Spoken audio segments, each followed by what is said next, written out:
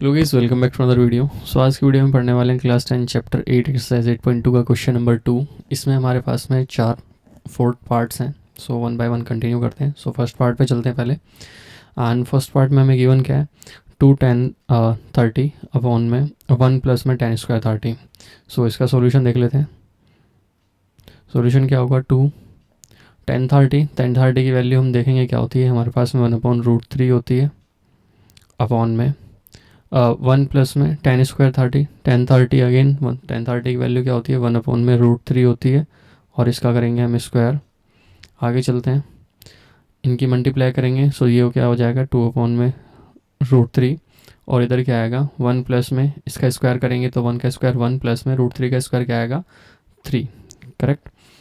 आगे सोल्व करते हैं इसको। 2/√3 अपॉन में क्या आएगा, इसका एलसीएम ले लेते हैं। एलसीएम क्या आएगा, 3 प्लस में 1 और इक्वल्स टू में क्या आएगा, 2/√3 इसका रेशनलाइजेशन करेंगे। सो वो क्या होगा, 2/√3 मल्टीप्लाई होगी 3/4 की। अगर देखा जाए तो इसको हम इससे डिवाइड कर सकते हैं। 2 1 जा 2 2 2 2 जा 4। क्लियर है इतना। एंड मैं इसको भी देखूं तो ये क्या हो सकता है, डिवाइड हो सकता है। चलो उसको देखते हैं। तो अभी क्या आएगा, 3/2√3। अगर मैं 3 को देखा जाए तो 3 को हम ऐसे लिख सकते हैं, √3 मल्टीप्लाई √3 देखा जाए तो 3 ही होता है ना। तो हम लिख लेते हैं इसको सेम, √3 मल्टीप्लाई √3 अपॉन में 2√3। एक √3 से एक √3 कटेगा तो ये क्या आएगा, √3 अपॉन में 2। ये हुआ आंसर आया हमारा √3 अपॉन में 2। करेक्ट। अब √3 अपॉन में 2 कहाँ किसकी वैल्यू होती है, तो देखा जाए तो हमारे पास में sin 60 की वैल्यू हमारे पास क्या होती है, √3 अपॉन में 2 होती है। तो इसका आंसर क्या हुआ, ए। ओके, सो इसका आंसर हुआ हमारा पास ए। नेक्स्ट पार्ट पे चलते हैं।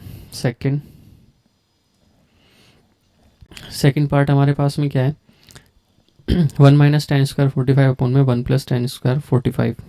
देख लेते हैं इसका सोल्यूशन करते हैं।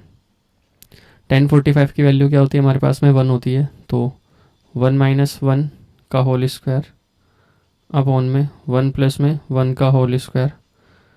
सॉल्व कर लेते हैं। 1 माइनस 1 अपॉन में 1 प्लस में 1, 0 अपॉन में 2। और ये क्या हो जाएगा हमारे पास में, आंसर 0 आ जाएगा। और 0 कहाँ है, हमारा डी पार्ट है हमारे पास में 0। क्लियर हुआ इतना। तो डी पार्ट हमारा 0 हुआ। इसके साथ हमारा सेकंड पार्ट भी ख़त्म होता है। थर्ड पार्ट पे आते हैं। थर्ड पार्ट क्या है हमारे पास में, sin 2a equals to 2 sin a is true when a equals to. अब ये क्या पूछ रहा है कि sin 2a इक्वल्स टू होता है 2 sin a के कब, is true when a equals to. अगर a की एंगल क्या हम ले, ये मतलब 0 30 45 एंड 16 सबको हम एक एक करके चेक करना पड़ेगा। तो स्टार्ट कर लेते हैं a से। ये सीधा पूछ रहा है कि ये दोनों वैल्यू कब इक्वल होती है, मतलब sin 2a कब इक्वल होगा, जब 2 sin a होगा। ठीक है, तो कौन सा a को क्या माना जाएगा, एंगल क्या ले। तो सबसे पहले a क्या ले लेते हैं हम, 0 ले लेते हैं। ठीक है, क्योंकि फर्स्ट पार्ट में यही है, मतलब ए पार्ट यही है। So sine 2 0 degree equals to 2 sine, और ये हम ले लेते हैं 0 डिग्री। ठीक है, सो साइन अगर मैं देखूं 2 की मल्टीप्लाई मैं कितने में भी 0 में करता हूं तो 0 ही हो जाएगा। तो sine 0 degree equals to 2 sine 0, और देखा जाए तो साइन 0 ही रहेगा, 0 डिग्री। साइन 0 पे वैल्यू क्या होती है, साइन 0 पे वैल्यू होती है हमारे पास 0, और इक्वल्स टू 2 मल्टीप्लाई में साइन 0 की वैल्यू अगेन 0। तो ये क्या हो गया, 0 इक्वल्स टू 0 हो गया। सो लेफ्ट हैंड साइड हमारी क्या हो गई, राइट हैंड साइड की हो गई। ठीक है, सो देखा जाए तो ये दोनों कंडीशन कहाँ पे हमारी, हमें यही तो चेक करना था कि लेफ्ट हैंड साइड और राइट हैंड साइड किस कंडीशन पे इक्वल होगी, कौन सा एंगल पे। सो हमारा एंगल क्या आ गया, वो ए पे ही इक्वल हो गई। तो हम यहीं पे छोड़ देंगे इस सवाल को। तो इसका आंसर क्या हो जाएगा, ए। अगर हमारी यहाँ नहीं आती तो हमें नेक्स्ट पे जाना था, बी पार्ट पे, सी पार्ट पे, डी पार्ट पे, डी तक, मतलब जब तक वो क्लियर ना हो जाए। ठीक है, सो नेक्स्ट पार्ट पे चलते हैं अब। नेक्स्ट है हमारा डी। डी पे आएंगे तो डी क्या है, मतलब फोर्थ पार्ट इसका क्या है, 2 tan 30 अपॉन में 1 माइनस tan स्क्वायर 30, ठीक है। सो ये करके वैल्यू पुट कर लेते हैं। सो देखते हैं 2 tan 30 की वैल्यू क्या होती है हमारे पास में 1/√3, 1 अपॉन में √3 अपॉन में 1 माइनस tan स्क्वायर 30, अगेन 1/√3 करेंगे और इसका क्या कर देंगे, स्क्वायर कर देंगे।